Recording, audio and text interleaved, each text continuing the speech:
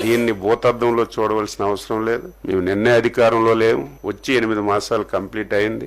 మా కోపము కక్ష వెంటనే మేము దాడికి ప్రతిదాడి చెయ్యాలంటే 8 మాసాల సమయం మాకు అవసరం లేదు.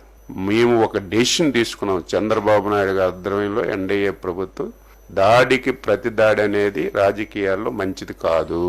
లాస్ట్ 5 years ఇలాగే చేసి రాష్ట్రం తీవ్రమైనటువంటి నష్టాల్లోకి వెళ్ళిపోయింది. ఈ 8 మాసాల్లో మేము ఈ చెవులు ఆ చెవుల్లో దూది పెట్టుకున్నాం. మా కార్యకర్తలు తిట్టినటువంటి తిట్లకి మనం అధికారంలోకి వచ్చాం. 5 సంవత్సరాలు నరకం పడ్డాం, ఊచకోత కోశారు. మీరు అధికారంలోకి వచ్చి ఏం చేస్తున్నారని మమ్మల్ని కార్యకర్తలు బూతులు తిట్టినా, సోషల్ మీడియాలో తిట్టినా సరే దాడికి ప్రతి దాడి అనేది మంచి విధానం కాదు. అలాగని చెప్పి చేతకాని ప్రభుత్వం కూడా కాదు, చేతులు కట్టుకొని ఉండం.